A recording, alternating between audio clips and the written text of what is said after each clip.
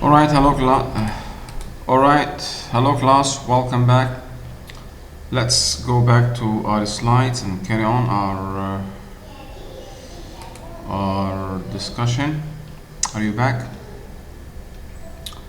Okay, this is where we stopped. Let's watch this video about vocabulary. Vocabulary in Reading, Part 1. Importance and linguistic concepts.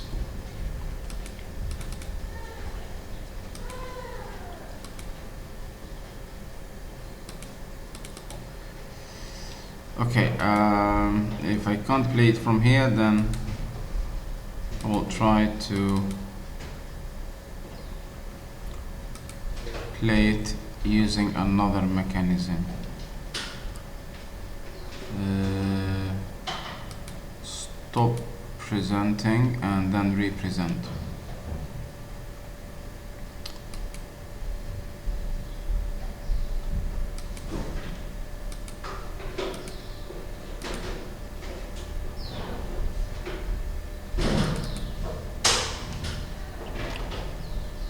Where are we? Week 5. Vocabulary in reading, importance and vocabulary is something everybody says is very important. I'm sure you've heard this before. Okay, is this loud and clear? Great. Okay, let's enjoy this educational video. Good vocabulary is very important. You need to learn new vocabulary. But if people understand what you say using the words you already know, why should you learn new words? Well, your vocabulary has more of an impact than you realize on how you communicate and on reading comprehension. Okay, we've already highlighted in our discussion today that vocabulary is the key to communication. The key to incidental learning. You improve your vocabulary by learning more vocabulary. It's key to your communicative competence, and it will have an effect on the other skills. Reflect positively on the other areas of language or languaging. We're going to see more aspects of importance, or why we should take care of our vocabulary. Let's listen to this linguist, YouTuber. I enjoy watching Frank Marco. His name is Frank Marco. He has many videos about language. He's a language teacher and a linguist, so let's enjoy his and learn from his insights.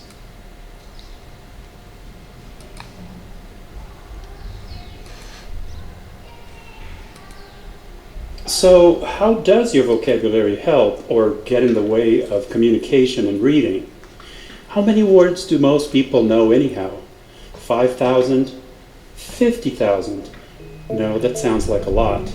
Well, stick around and you'll find out the answers.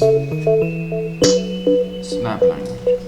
Hi, I'm Mark Franco. Welcome to Snap Language.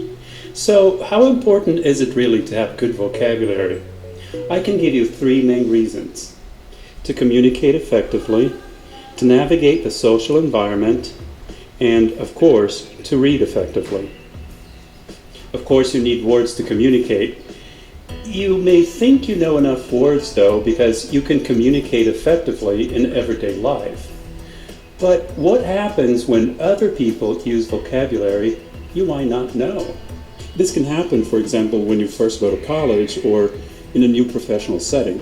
You'll need vocabulary you don't normally use at home or in everyday life. Unless you learn the appropriate words for that particular setting, you may not be able to communicate or read as well as you should. If you have poor vocabulary or use words incorrectly, you'll understand less and come across as not very knowledgeable or even a bit out of place. And of course, you'll also want to be accurate. You can sort of say what you mean, or you can say it more accurately and avoid confusion. Who wouldn't want to do that? The language gives you word choice. For example, you could say, Maria and John argued often, but does that truly describe the situation? Word choice gives you, for example, Maria and John bickered often, or Maria and John brawled often. If you have good vocabulary and happen to know not only argue, but also bicker and brawl, you know that choosing between these words actually gives you different information. To bicker does mean to argue, but to argue about things that are unimportant, and to brawl communicates a sense of an angry, loud argument. So the more words you know, the more accurately you can communicate, and of course you can understand better what other people are saying when they use rich vocabulary. Is that it? You also need good vocabulary to navigate social environments effectively. People use different vocabulary, even grammar, in different social environments. The way you speak to a child is different from the way you speak to an adult. The way you speak to a sibling or send a text message to a close friend is less formal than the way you speak to a stranger or write a college essay. In linguistics, the study of how language works, we call this register. A register is a variety of the same language that we use for a specific purpose or in a specific social setting. We switch registers, meaning we adjust the variety of language we use to be appropriate to the situation. But we need good knowledge of the language to be able to do that. And vocabulary is an important tool to be able to switch registers. Using the wrong register makes you sound, well, kind of weird sometimes. And that's not all. In part 2 of this video, we'll focus on how vocabulary affects reading comprehension and how you can improve your vocabulary. Hey, we also need to answer this. How many words do most people know? So far in this video, we saw a few things you may not have thought about when it comes to vocabulary. A rich vocabulary helps you communicate effectively, understand others better, and express yourself accurately through word choice. You can also navigate different social environments and switch registers to be appropriate to the situation, time, and place. Before you go to part 2 of this video, don't forget to like this video and subscribe to the Snap Language YouTube channel. And in the comments, let us know this. What do you do when you find a new word that you don't understand right in the middle of reading? And until the next video, thanks for stopping by and watching this video.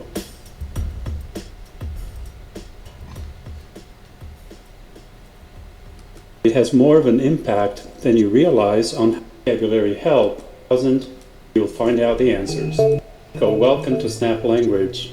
To communicate effectively, to navigate the social environment, and of course, to read effectively.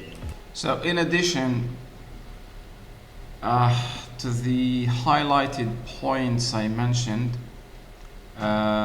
key to communication, okay, communicate effectively, the same. Read effectively. Well, we said that vocabulary is not an end in itself. It will help also you improve your not only reading but also speaking, reading, and listening, all the language activities. So what is new here is that it will help you navigate the social environment. Having richer vocabulary will help you navigate the social environment by using the right register. So as we have seen, for example, the word brawl, bicker, quibble, quarrel, wrangle, all these words mean fight. The semantic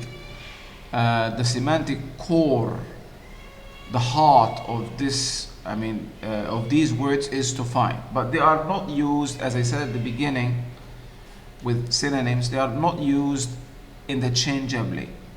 They are used in different registers. And a register, we said, is a variety of language suitable for this occasion or situation or setting or a group of people, like medical register, legal register, the kind of language used in the medical profession, the way doctors talk, legal register. The way you talk to your teacher is different from the way you talk to your sister or your friend. So we vary the language we use according to the situation, according to who is talking to us or to whom we are talking to. So language varies. We do not use the same type of language all the time. And so a richer vocabulary can help us navigate then the social environment more effectively and more appropriately, because we know when to use this word and when to use that, what is suitable in this context, what is not suitable in that context. We is a child's word. We use it with the children. You want to go to a toilet, to a we, but you cannot say it, when talking to an adult. You might say urinate. If you are talking to if a doctor, if you have a problem about urination and you go to a doctor, you might find in the prescription or the medical report the word, for example, micturate. If you look it up, micturate. If you look it up, you find that micturate means to urinate. To have a wee. But micturate is a word used in the medical register. That is by doctors. When they communicate with one another, they might use the word micturate. I came across this in real life one day. About 10 years ago, I had a slight problem. And I went to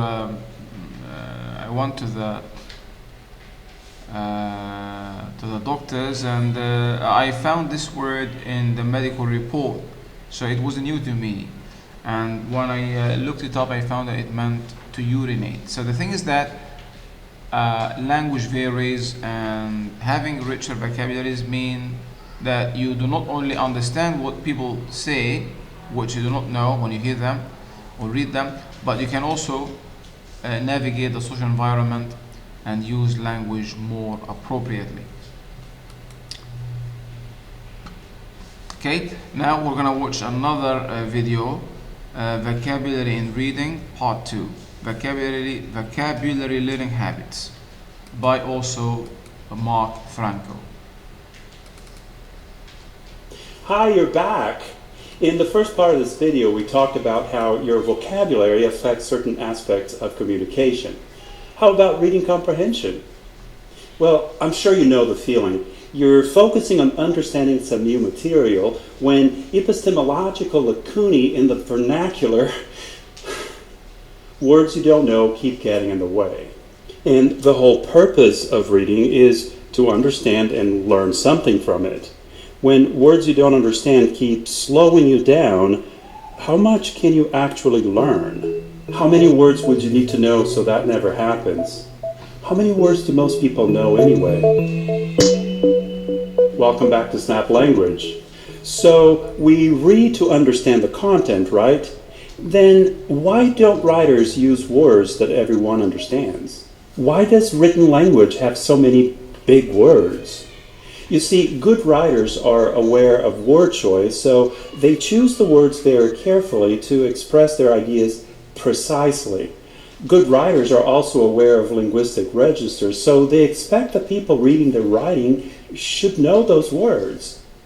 Their readers actually expect to see those words. But still, if for whatever reason you can't understand the words, vocabulary becomes a problem. So what's the solution? Well, ironically, read. Reading helps you learn vocabulary. People who read a lot have good vocabulary because they read a lot. So they're exposed to vocabulary words that you don't hear or use every day. And what should you read?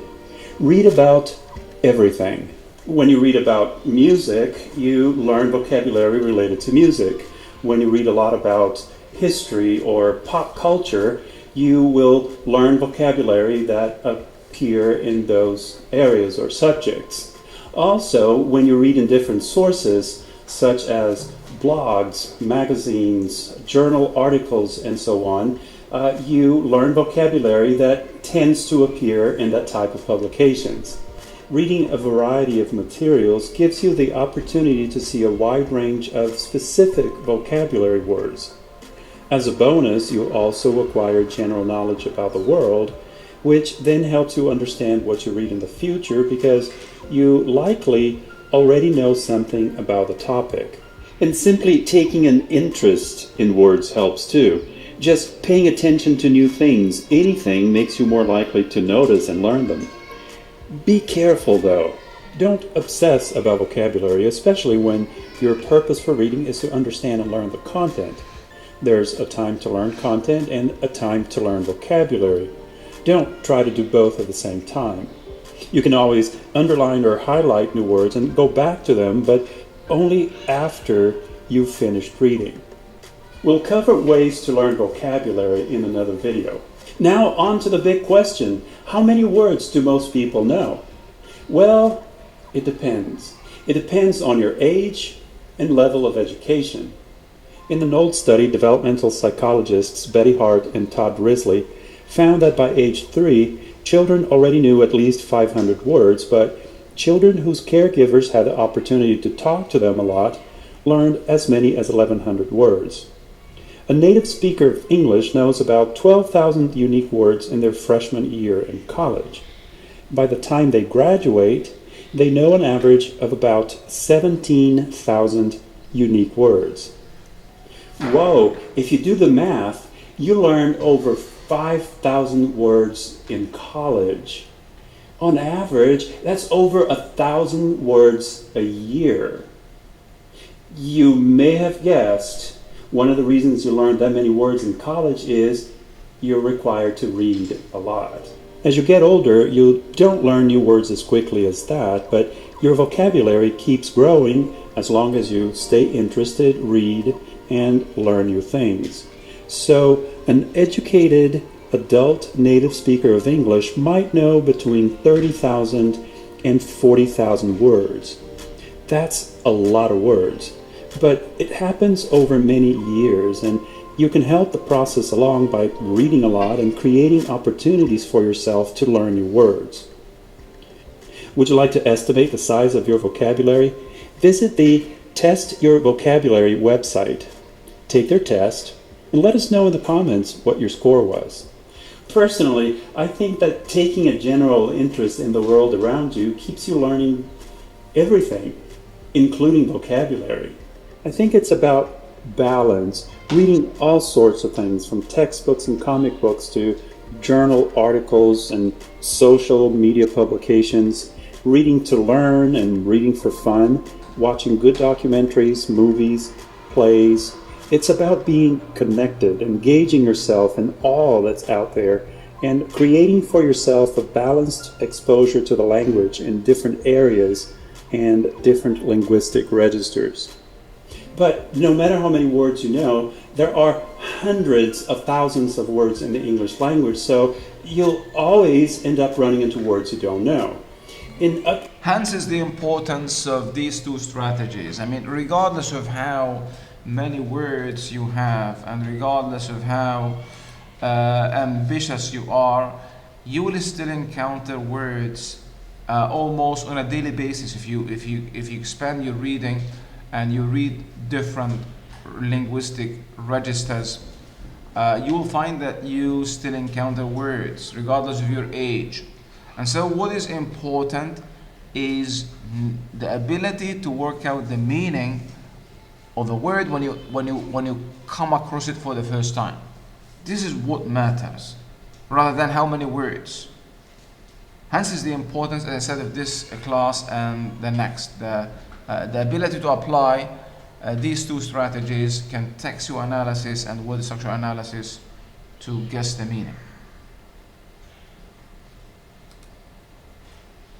upcoming videos, we'll go over ways that you can use context clues to figure out the meaning of words without interrupting your reading or learning. In the meantime, be part of our community of learners and share your experience in the comments. Besides reading a lot, how do you learn vocabulary? How do you think developing good vocabulary can be a personal and professional advantage for you out there?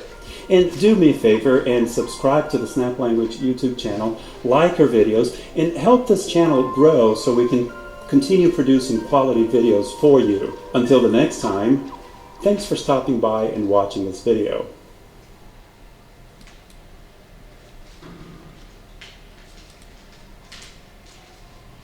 Okay.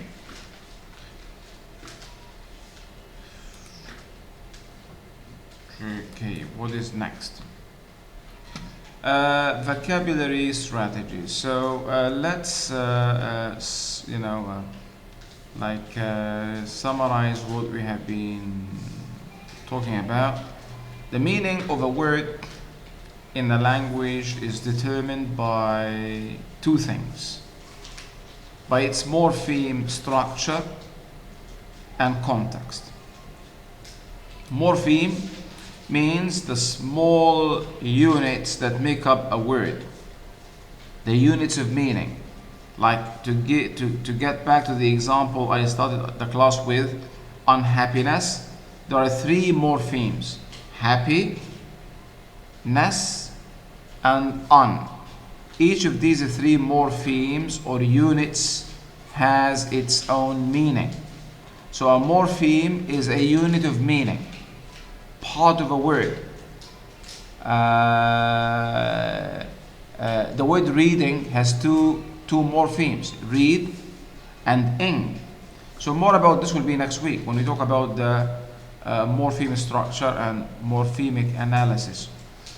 And so the meaning of a word can be determined by looking at its morpheme structure, internal organization, or by taking into account the context in which it occurs.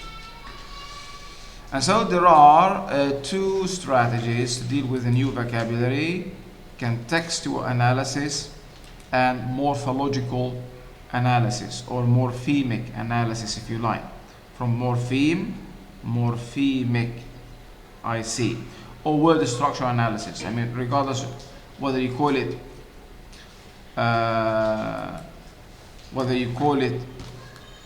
word, I am using the chat, word structural analysis or morphemic analysis,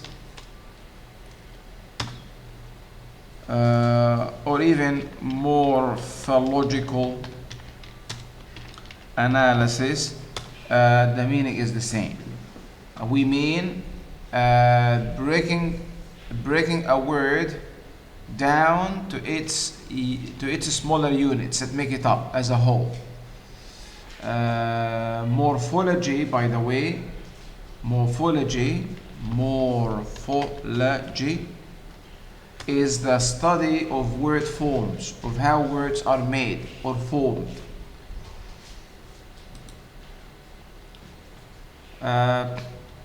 So we have two strategies or types of analysis or ways to deal with new or unfamiliar words: contextual analysis and morphemic analysis. So here we look at the internal structure of word, the word parts that make up the word as a whole.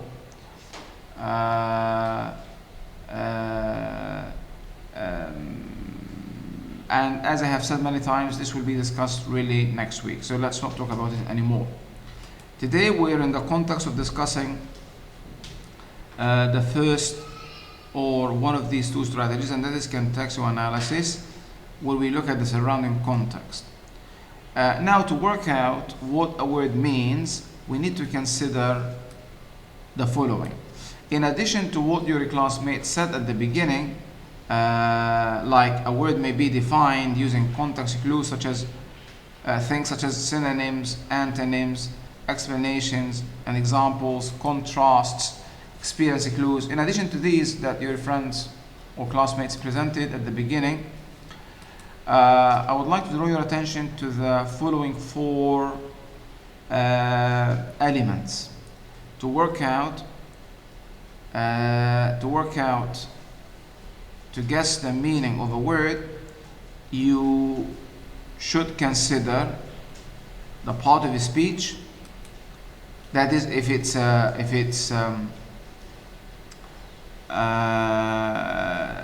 a noun or a verb or an adjective or a preposition, etc., etc.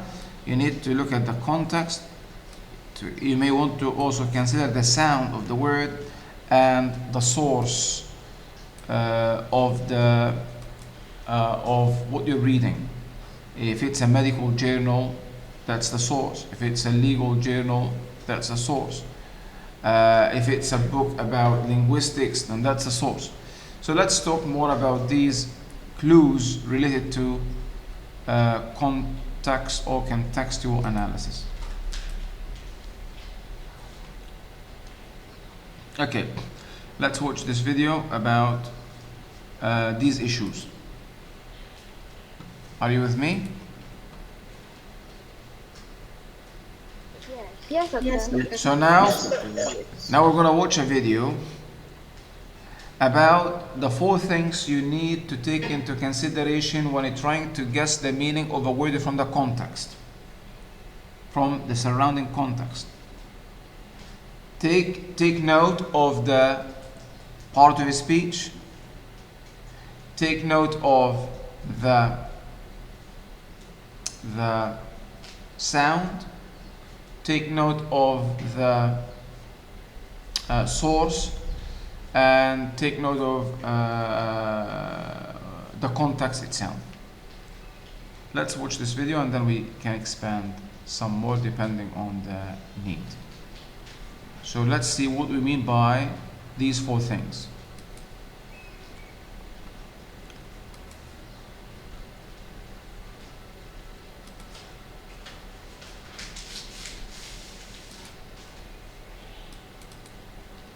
The following lesson is linked to Learning Outcome 2, Reading and Viewing. It addresses the assessment standard that requires learners to demonstrate various reading and viewing strategies for comprehension and appreciation.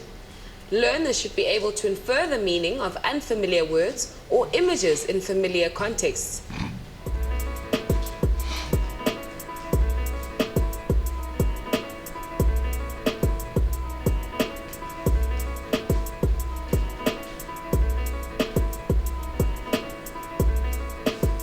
Alright, now we're going to listen to Becky about how context can help us in figuring out the meaning and what it is exactly that we should look at. The four things we have highlighted. Let's listen to Becky.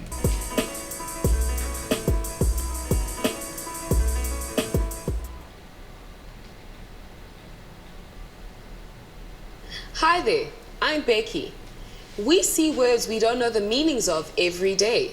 We see them in newspaper headlines, in magazines, and in our school textbooks. Sometimes when people speak to us, they use unfamiliar words that we don't understand. We can't always have a dictionary with us. And even if we did, we wouldn't stop in the middle of a conversation to look up a word. It would also take up lots of time to look up every new word while reading.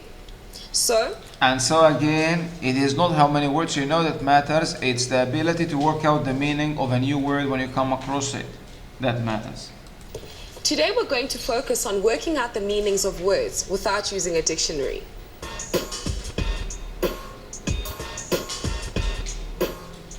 By the end of this lesson, you will be able to work out the meaning of words without a dictionary, understand the importance of context and comprehension. Let's consider the word context. To do this, we have to look at the word text. A written text can be defined as the following: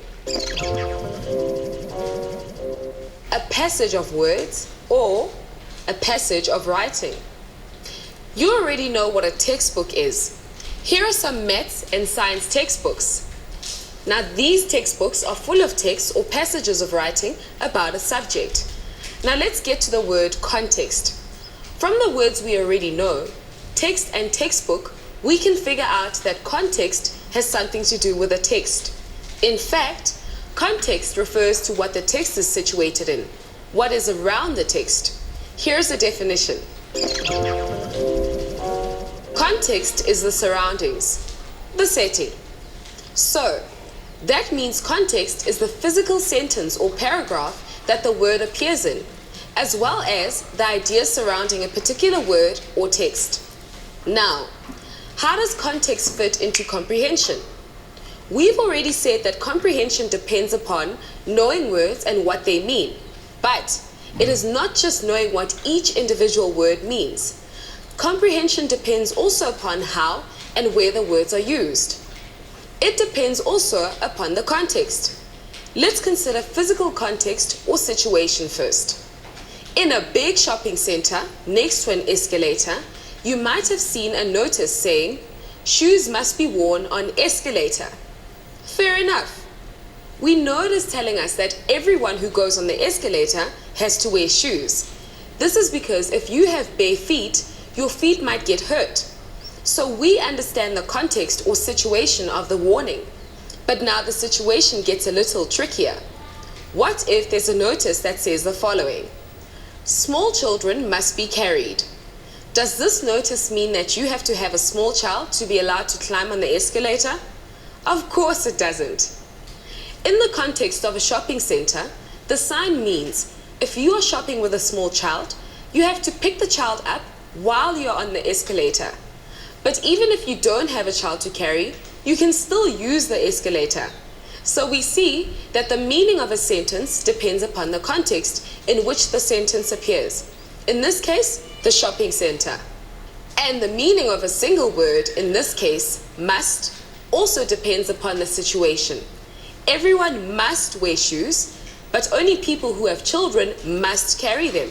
In other words, the meaning of the word must is dependent on context. This is important to know for comprehension, because when you come across strange words in a passage, you can often make an intelligent guess about the meaning of the word simply by looking at the words around it. So, if meaning depends on the context, let's see how the meaning of a word can change depending on the context. In the sentence, Mpa reads a book a week. A book is a noun, and it is something you read. But, depending on the context, book has other meanings. Look at this example. If you don't book early, you will never get tickets for the concert. In this case, book does not mean something that you read. Are you able to work out from the context what it means and what part of speech it is? Here's another version of the same word. The player was booked for his foul during the match against Kaizer Chiefs.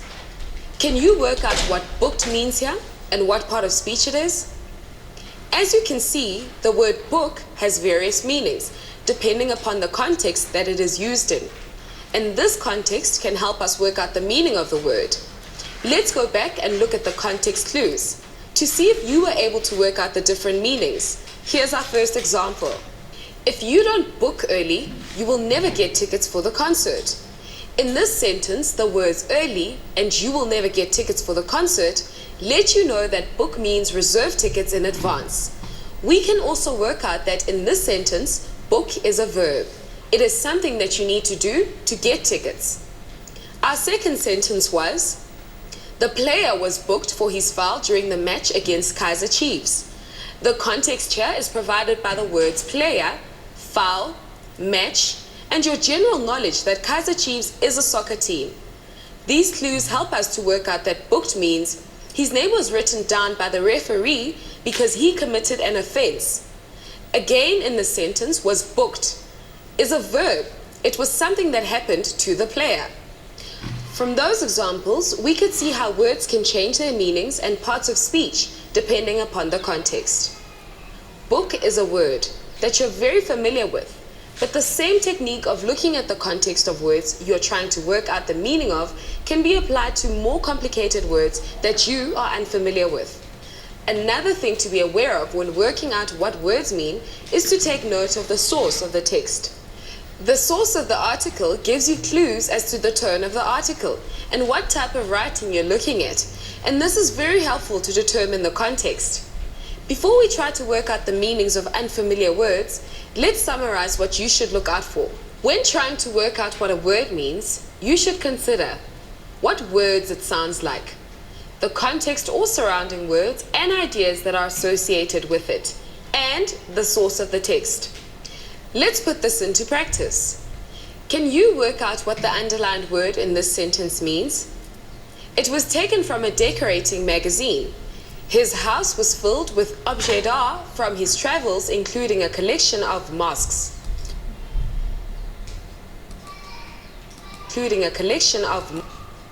Masks. Okay. Where are we?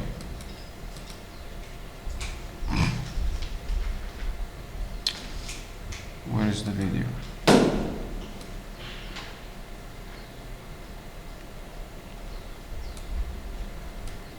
Can you see? So his house was filled with objets d'art from his travels, including a collection of masks.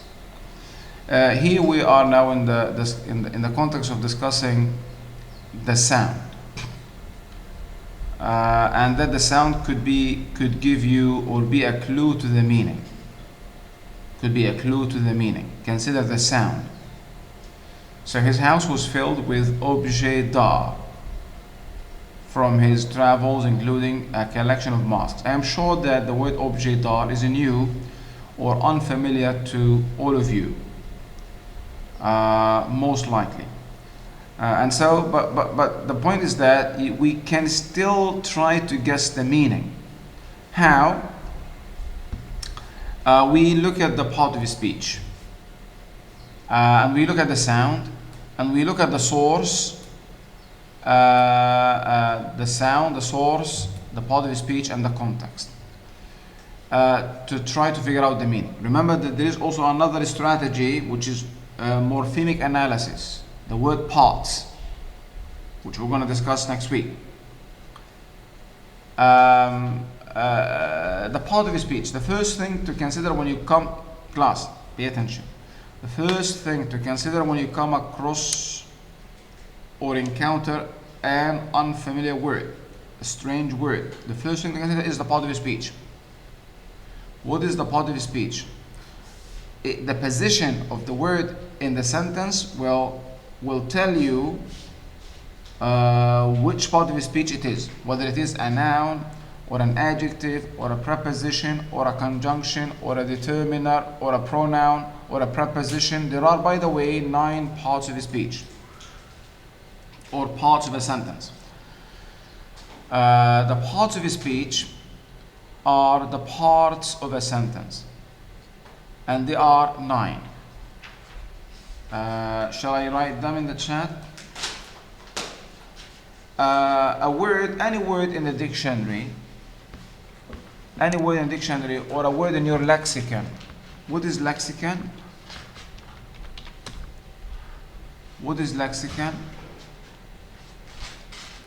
Lexicon is your mental dictionary, the words you have stored in your mind. That's your lexicon. So a child growing up in a certain linguistic environment acquires a grammar and a lexicon, the rules of his language, her language, and the vocabulary of his or her language. So simultaneously acquires a lexicon, vocabulary, the mental dictionary, and a grammar. So words stored in your lexicon or in a dictionary are classified under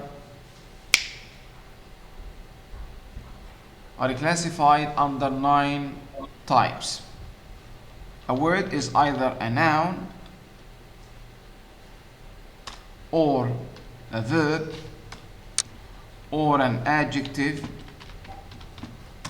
or a pronoun or a preposition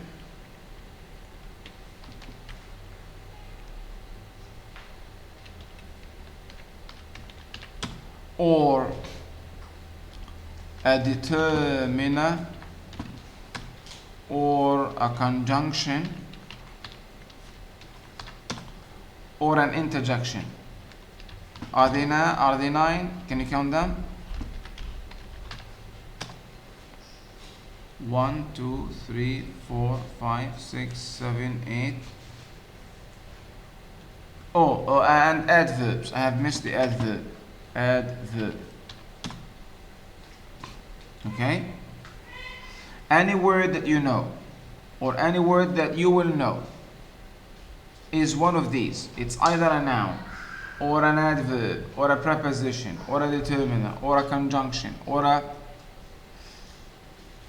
The importance of knowing the part of your speech has to do with meaning. So we are in the context of, finding ways to help us figure out the meaning of a new word. So the word part is related to the meaning, connected to meaning. Nouns, for example, express states, or a noun is a word that names a place or a person or an idea, or a word that names a place, for example Malaysia, or an idea democracy, or a person Nur Amira, or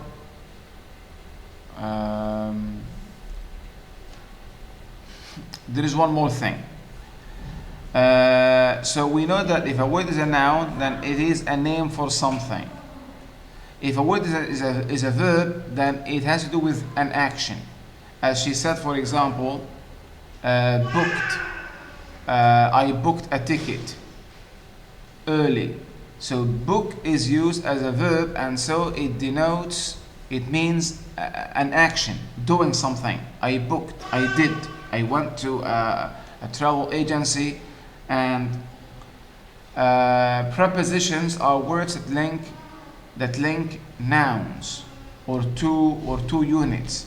For example, the preposition on links in this clause the book is on the table. The book, the table. What is in between? On. So on is a preposition. A preposition links two units. A determiner is a word that specifies the referent. A word such as a, or the, or one, or two, or some, or several. Several people died in the accident. So how many people died? Several. How many people died? Some. So a determiner is a word that determines or specifies the number or the referent. How many? 2 students failed the exam. So 2 is a determiner. It is not a noun, not a preposition, not a conjunction.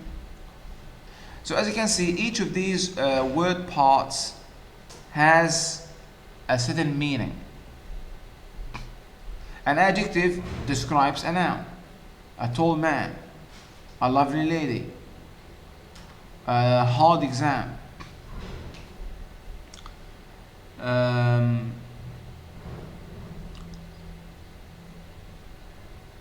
To better understand word parts, think of the sentence as a machine. Sentence as a machine. But not a machine for washing your clothes or refrigerating your food or starting your car. It's a machine for communicating your ideas and feelings. The sentence is a machine for communicating your feelings, wants, and ideas. Think of the sentence as a machine for communication. And the parts of speech are the parts that make up the machine, because every machine is made up of parts. If you look at the engine of the car, it is made up of parts. So the sentence is a machine for communicating ideas, and the parts of speech are the parts of this machine. And so each part has a function to play in this machine, in this sentence. Has a function, has a role.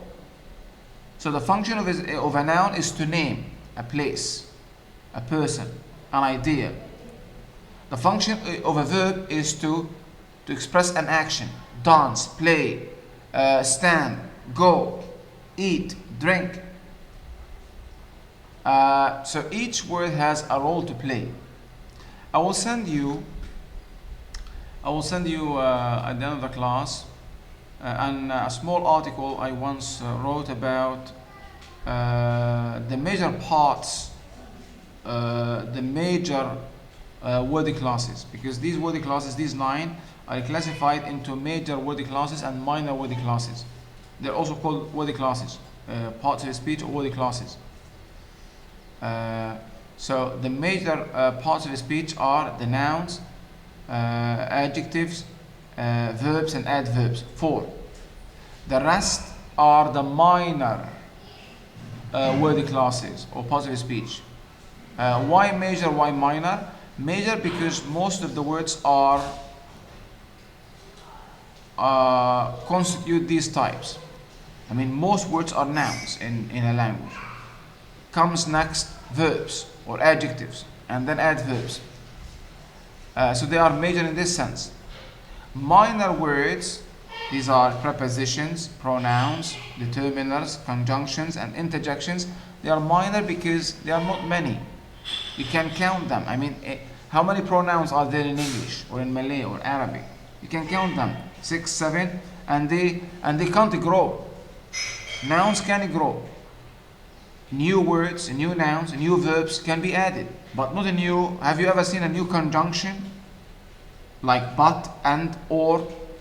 And so they are major and minor in this sense. They are also called the closed and open classes. Closed because they are not open to new membership. They are not receptive to new membership. We cannot add new prepositions. But open classes, nouns, verbs, adjectives, adverbs, they're open because we can add. They are open. And so the first thing when you want to work out the meaning of a word from the context, or even if you want to a new word, you're coming across a new word, the first thing to think of is what is the part of speech? Is it a noun? Is it an adjective? So which of these? This is crucial to meaning. And as we have seen, some words can have more than one part of speech. Like the word book itself can be a noun, can be a verb. And the meaning will differ, the meaning will be different depending on the part of speech. The meaning of the word book as a noun is completely different from it as a verb. So the first thing is the part of speech. Next is look at the sound. So let's get back to our example, objet d'art. So the word objet d'art, when we look at it in terms of the part of speech, who can tell me what the word objet d'art in terms of part of speech or word class could be? No, I'm talking about the part of speech. What is the syntactic position, the grammatical position of objet d'art? Is it in this context? Is it a pronoun? Is it a preposition? Is it a noun? Is it a verb, an adverb, a conjunction? First of all, guess the part of speech based on its position in the sentence. Try to replace it with another word to see. His house was filled with... It must be a noun. Because we cannot replace it with verbs. The only possible replacement is a noun. Like his house was filled with toys, for example. Toys, okay. His house was filled with pencils. But we cannot say his house was filled with eat, with but. So it must be a noun. So that's the first step. Having figured out the part of speech, which one of the 9 parts of a sentence, we we consider the sound. It might help us. What do you think the word objet d'art sound like? You can, I mean, it is not difficult to guess that objet d'art sounds like object and art. And so the word objet d'art is a fancy word of saying objects of art, souvenirs. souvenirs. So the sound can lend help sometimes to the meaning. It sounds like objects of art. Objet d'art. Let's listen to the rest of the video. Masks. What does objet d'art mean? Well, let's see if we can work it out from looking at our list. First of all, what does it sound like? Objet sounds like objects, which are things. And d'art sounds like a fancy French way of saying art. So I guess the objet d'art means arty things or objects. Let's think about the context. These things are found in his house and include a collection of masks. Well, you find arty things to decorate people's houses, and masks would be an example. Now, let's think about the source of the text. She said decorating We know that this magazine. sentence comes from a decorating magazine. So that also ties in with the idea of arty objects. Now let's see if we're right by looking into the dictionary. So now, as you can see, before we rush to the dictionary, we need to resist the temptation to rush to the dictionary. We need to try to work out the meaning on our own, based on these insights and techniques. If you want, after that, to double check the meaning, fine. To ascertain your guess, fine. But do not go to the dictionary immediately, because you need to develop this ability to work out the meaning. The dictionary is not always with you, and the dictionary you may not have the time to look at, to stop. Let's say that you are having a conversation and someone says this word in the conversation. You don't say, excuse me, wait, let me just look up this word in the dictionary. So it is not practical to do that every now and then. What is more practical, rather, is to be able to work out the meaning from the context. And then you can confirm your guess later on if you have time. So let's look at the dictionary and see to confirm our guess. Aha! There it is. Objet d'art. A French phrase meaning object of art. A small artistic object used for decoration. Well, I'd say our intelligent guesswork was almost spot on. Let's try another example. Can you work out what this word taken from a medical journal means? Ophthalmologists are continually finding new ways of treating cataracts by replacing damaged lenses. Okay. Now, first of all, does anyone know what the word ophthalmologists is? Before you try to guess the meaning. Has anyone come across it before? Maybe many of you do not know what ophthalmologists is. So let's try, don't go to the dictionary, wait. Don't look it up in your mobile phone now. Because we want to train ourselves to figure out the meaning from the context. And later also next week from the word parts. So ophthalmologists, oh my God, what is this? Let's look at the context. Ophthalmologists are continually finding new ways of treating cataracts by replacing damaged lenses. Okay, first of all, what is the part of speech? Is it a verb, an adjective, a determiner? What is it? Quick. A noun. It must be a noun. Because, let's say, teachers are continually finding. The only possible replacement is a noun. Cannot be a verb, cannot be a preposition, so it is a noun. So now we think in terms of nouns. What is a noun? A word that names a person, a place, an idea, or an object. So it must be a word to name something. Okay, that's the first step. Next, we look at the context.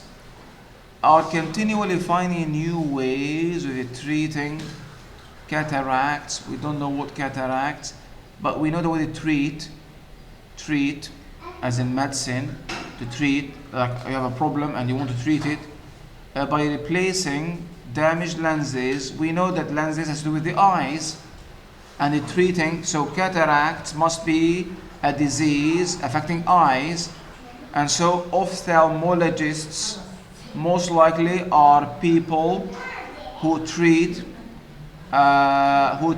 this problem, cataracts, by replacing damaged lenses, and so ophthalmologists are doctors then.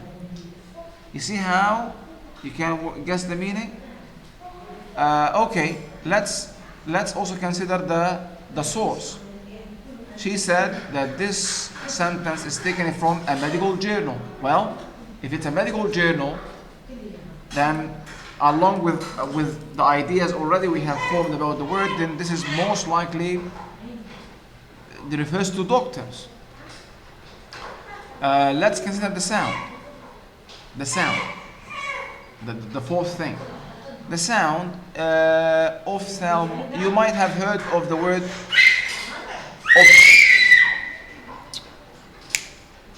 You might have heard the word optician.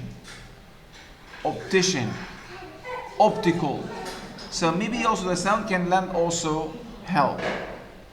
So it looks like the word ophthalmologists refers to eye doctors, because we're talking about lenses. We're talking about maybe the sound op. So it looks like this word refers to eye doctors, doctors who treat eye problems. Let's look it up and see. Now you can look it up in a dictionary to see whether our guess is correct or incorrect. How far or close is our guess? Gosh, that's a long word. But I'm sure the steps will still apply. The last part of that word, ologist, sounds like some type of doctor. I know that a dermatologist is a skin doctor. This we're going to talk about next week, the word parts, because we're talking about the context, because there is another strategy that can help us, and that is, as she is saying now, the word parts, which we're going to discuss next week. Because yes, as she said or about to say, the word ophthalmologists end in ologist, and we know that words ending in ologist refer to people who are specialists in certain fields. Like a cardiologist is a heart doctor, someone specializing in heart diseases. A psychologist, a psychologist, a radiologist, and so this is most likely a scholar or a doctor in a specified field. From the rest of the context, as we have said, medical journal, treat, lenses, it's a noun. So I think we can say with 99% certainty that our guess is correct. But let's look it up and see. And a cardiologist is a heart doctor. So I'm going to guess that an ophthalmologist is some kind of an eye doctor. I'd also guess that it is some type of eye doctor, as the first part of ophthalmologist sounds similar to optician. I know that you get your eyes tested at an optician because I wear glasses. If I look at the other words in the sentence, cataracts and lenses, I know that these also have something to do with eyes. So they back up my theory. And this sentence is from a medical journal, so that also supports my claim. Well, let's check if we're right in the dictionary. Aha, there it is. An ophthalmologist is a specialist in conditions and diseases related to the eyes. Well, those two examples show us that it isn't always necessary to have a dictionary to work out what a word means. Instead, you can work out what a word means by thinking about what it sounds like, the context of the other words in the sentence or passage, and the source of the text. To put this into action, it is time for today's task.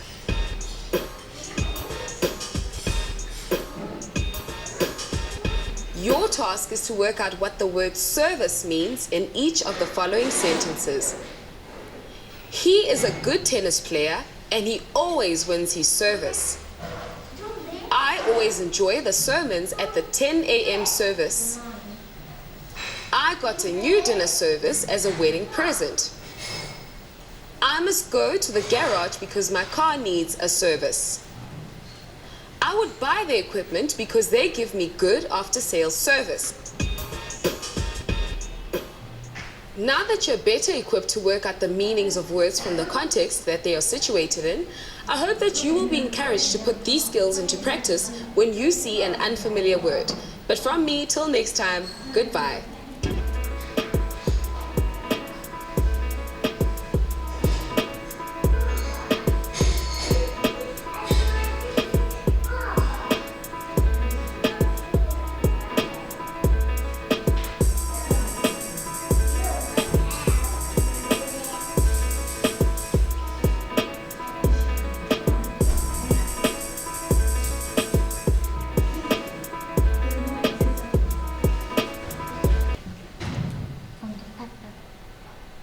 Mama told me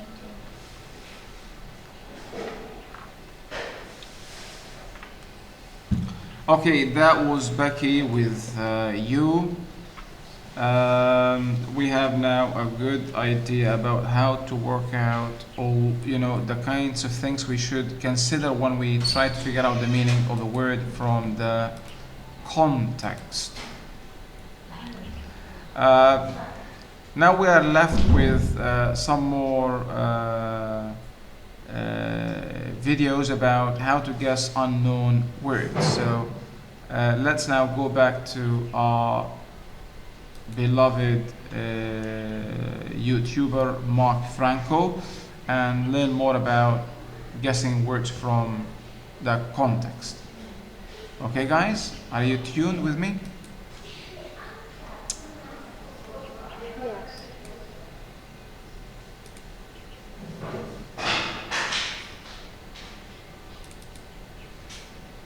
When you read, how do you deal with words you don't know without interrupting your reading? You know, when you're reading something because you want to learn the information, but you keep running into words you don't know. Do you look the words up? Then you go back to the text and realize you forgot where you were. You must reread the whole paragraph. Stopping to look words up disrupts your reading. It just doesn't work too well. Calm down. There's a solution for that.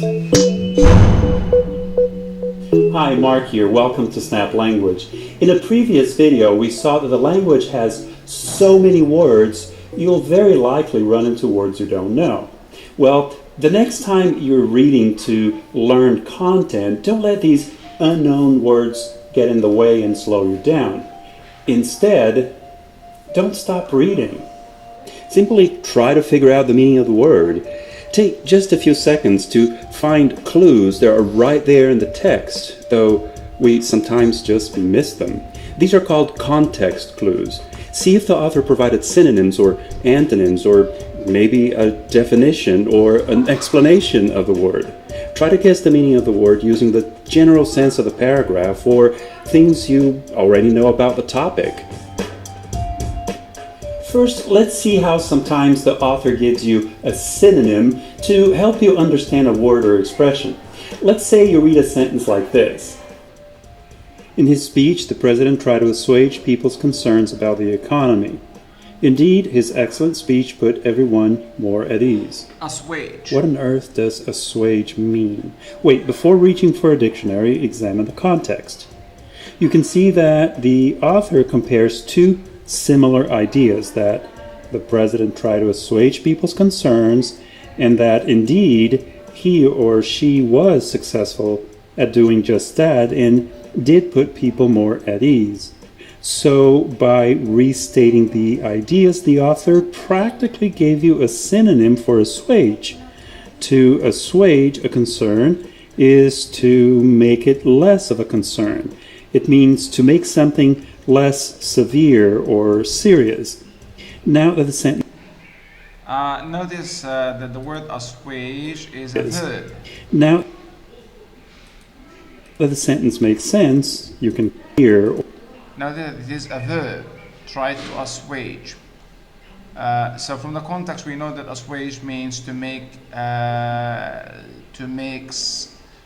more at ease, to make something less severe, to pacify, to placate, to make something harsh less harsh, to assuage someone's feelings or concerns, or assuage.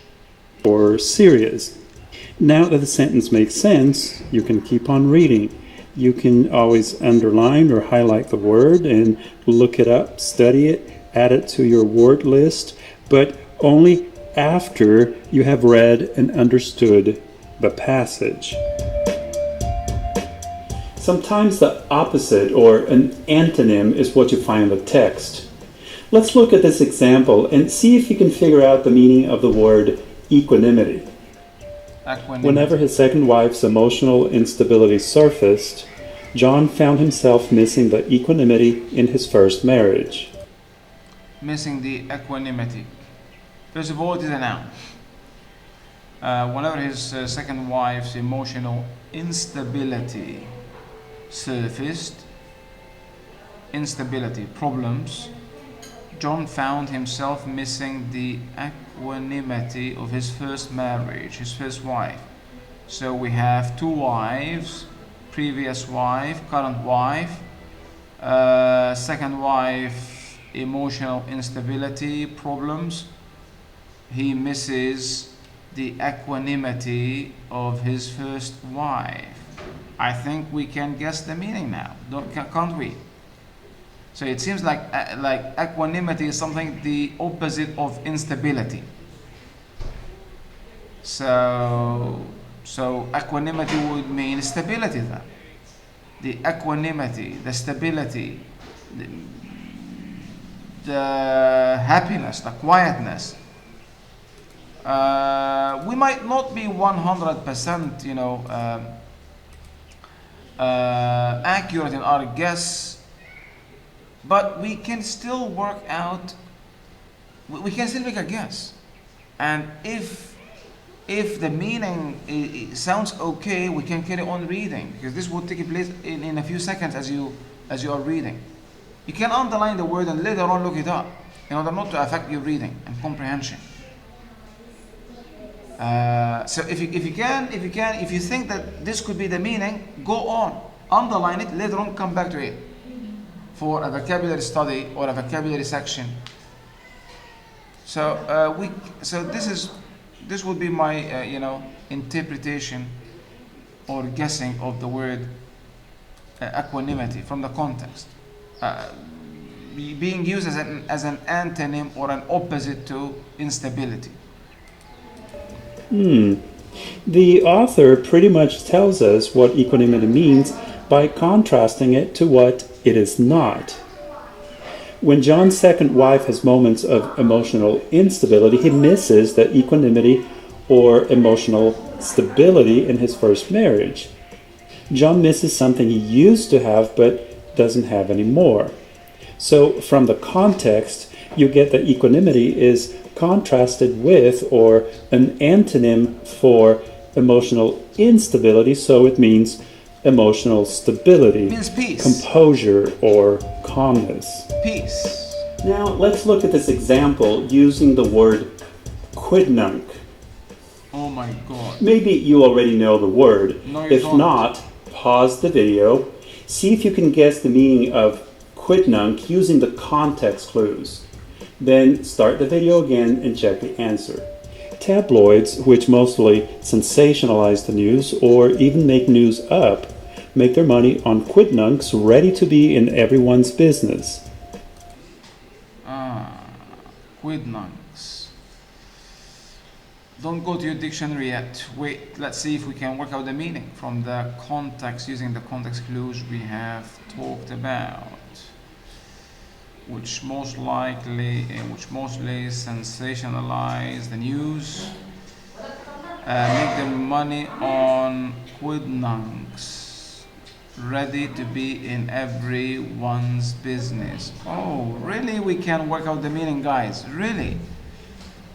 To be honest, I don't know what the quidnuncs really mean, but I think from the context, yes, we can. Tabloids, which mostly sensationalize the news and even fabricate the news, make their money how? Profit how? On quidnuncs. It's obviously a noun, a type of person, type of people. On quidnuncs, ready, these quidnuncs are ready to be in everyone's business. everyone's business, ready to be in everyone's business. Does this mean that they are busybodies? Does this mean that they are fools? Does this mean we can, Pause the video now and use the context clues to try to figure out the meaning of ready to quid be in nuncs. everyone's business. So, did you figure it out? I hope you didn't use a dictionary because you didn't really have to. Let's see. From the context, you see that the author explained that a tabloid is a type of publication that sells gossip or even made-up news. Now, quidnuncs is a funny little word you probably had to think a little bit about. From the context, you see that quidnuncs are people who are interested in tabloids, so a quidnunc is a person who's eager to know the news and gossip. A quidnunc is essentially a gossip or a busybody. Oh! I said, listen baby, I said busybody. I did not, watch this video before. And the word quidnunc is new to me. But see, I could work out the meaning. I mean, I could apply what I am teaching you now in figuring out the meaning. I said busybody without knowing that. Wow. So what I'm teaching you is real, guys, now. What I am teaching you now is real. It is not, I will look it up after the class, by the way, but I will look it up and jot it down in my vocabulary log. So that's a quidnunc, someone who is interested in gossip, someone who is thoughtless or busybody. What has happened to his wife? Has he really divorced his wife? Okay, what about, you know what I mean? Silly people who have nothing except, looking for sensational news, gossip. So the Prime Minister was scolded by the air gong. Oh, that's cool. So, okay.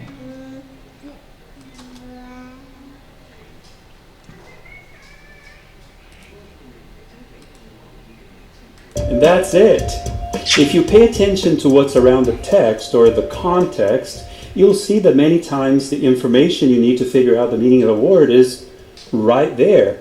This way you can focus on reading and understanding what you're reading without having to stop and look up words all the time. And it takes just a few seconds to do that. The writer may have restated the idea to give you a synonym. Sometimes the author gives you an antonym or explains what something is not or contrasts ideas with opposite meanings. Next, we'll see how you can also infer the meaning of a word from the general sense of the sentence, the paragraph, or even the passage. For now, start thinking about what you do when you find a word you don't know while you're reading. Have you noticed these context clues before? Do you look for them when you're reading? Snap Language is meant to be a community of learners supporting each other, so share your experiences with us. Don't forget to like this video and subscribe to the Snap Language YouTube channel. Until the next one, thanks for stopping by and watching this video. So guys, when you come across an unfamiliar word, please do not rush to your dictionary. Look at the context, build up this ability, hone this skill to become a more proficient reader and a better communicator. Let's watch one maybe last video because the time is, we're running short of time, about also context clues.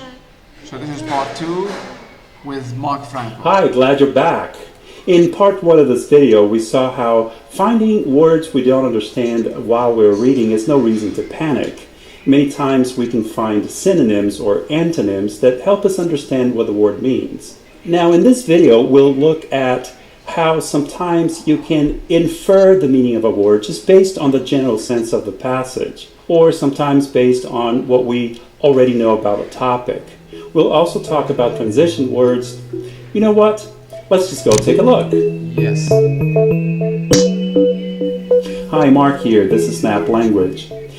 Sometimes writers know a word needs to be defined, so they do just that. They explain or define the word for you, especially if it's an important keyword in the text. Let's take a look at this sentence. A certified white hat hacker can make as much as $150,000 a year. A what? Many people might not be familiar with the term white hat hacker, so the author may add an explanation or definition to the sentence. Certified white hat hacker, an ethical hacker who helps companies find security risks in their computer systems. Oh, now we know what white hat hackers are. They try to hack your computer system so they can fix holes in the system before a criminal hacker can take advantage of it. You may also see a word or an expression used as a transition. That's a signal that there's a definition or an explanation there. Meteorites are leftover material from the formation of the solar system.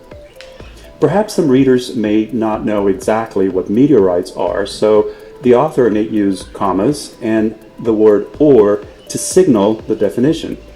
It's as though the transition here is saying, hey, look, a definition is coming up here.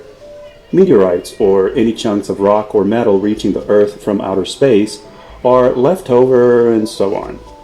How about this? Here, the writer used also known as to introduce an explanation or a synonym to clarify the word. Meteorites, also known as shooting stars, and so forth. Sometimes the clue is in the general sense of the sentence or paragraph, or even in the general sense of the whole passage. Can you figure out what mollify means here? The manager insulted all the employees in the office. Everyone was furious, so he gave them a day off in an attempt to mollify them. Well, you can figure out what mollify means here because you know the manager angered the employees, then he gave them a day off.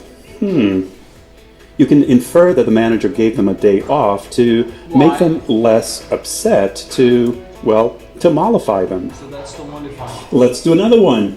Can you tell which context clues make clear what? To mollify, to assuage, if you like. The word we've come across before a few minutes ago. To mollify, to assuage them, to make them, less dissatisfied or angry. Extemporize means? Don't use a dictionary though. An excellent speaker, Fatima has a remarkable ability to extemporize. She was asked to speak at the board meeting last week. She gave an impressive 15-minute talk, even though she had no idea they were going to ask her to present. If you need some time to think, pause the video now. Extemporize is not a very common word, but this paragraph has plenty of clues. First, it says that Fatima has this amazing ability to extemporize. Next, it gives you an... It's a verb, of course. So something that she can do. To extemporize. Fatima, okay, speaker, extemporize, ability to extemporize. She was asked to speak. So it's all about speaking then. Speaker speak. At the board meeting last week, she gave an impressive speech, even though she had no idea they were going to ask her to present. So it seems like to extemporize is to speak without preparation. An example of a situation where she was asked to speak, she did really well, but she hadn't even prepared anything, so she extemporized, meaning she improvised or performed without preparation.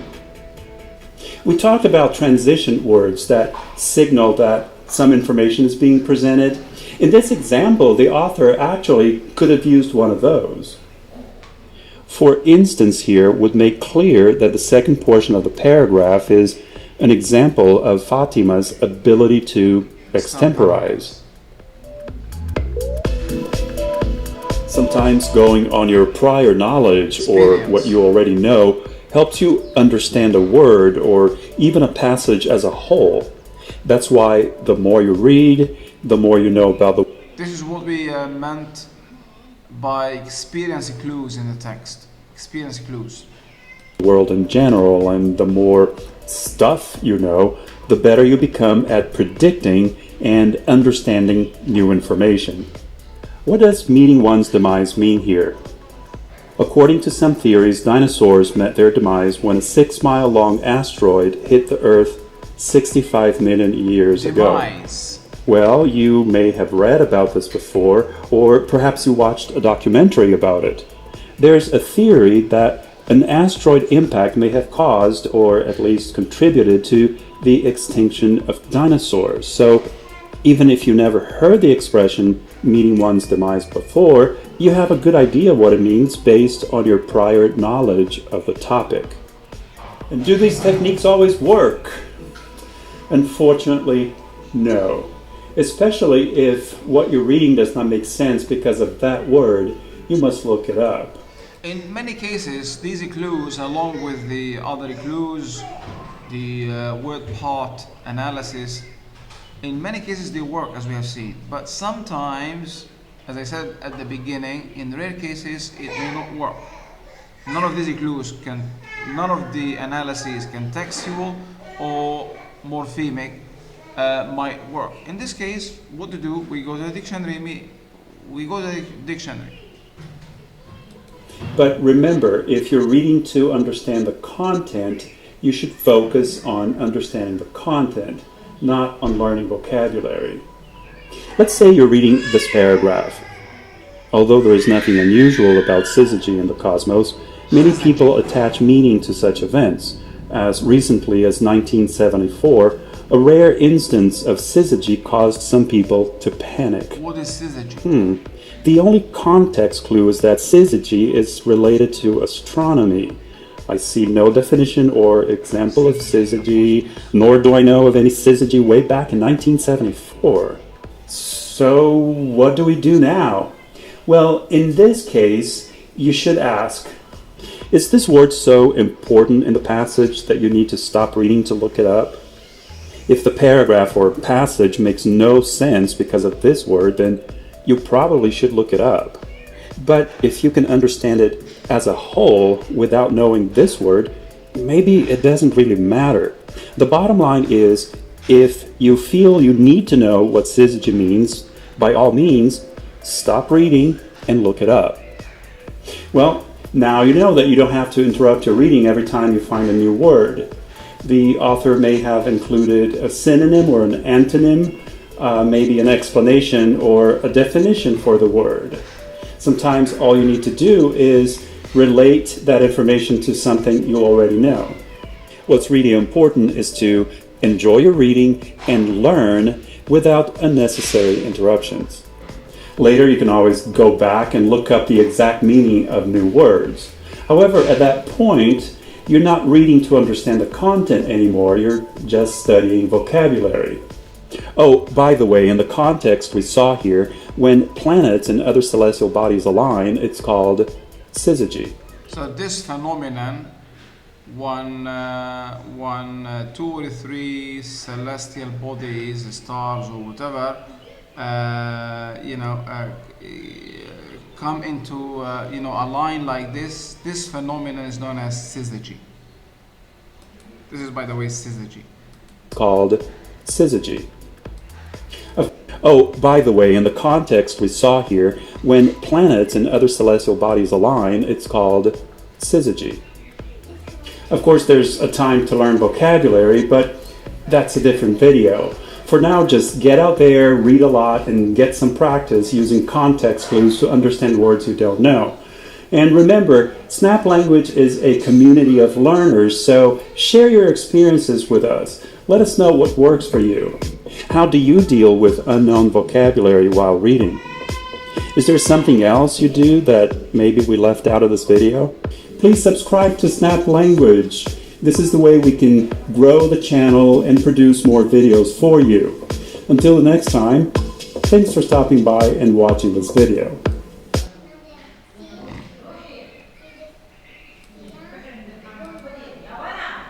Alright, class. I think that's it today. That's all what I have planned to say about context clues. and contextual analysis as a way to determine the meaning of unfamiliar words. Next week we're going to look at the other strategy, and that is morphemic analysis. Any questions in class?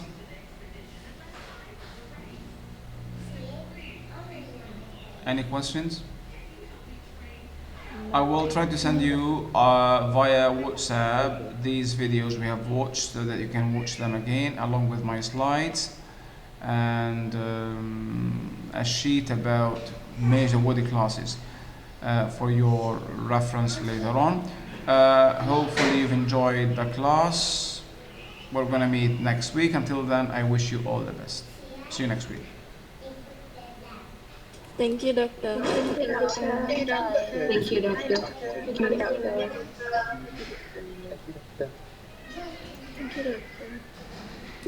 Thank you, Doctor. Thank you, Doctor. Thank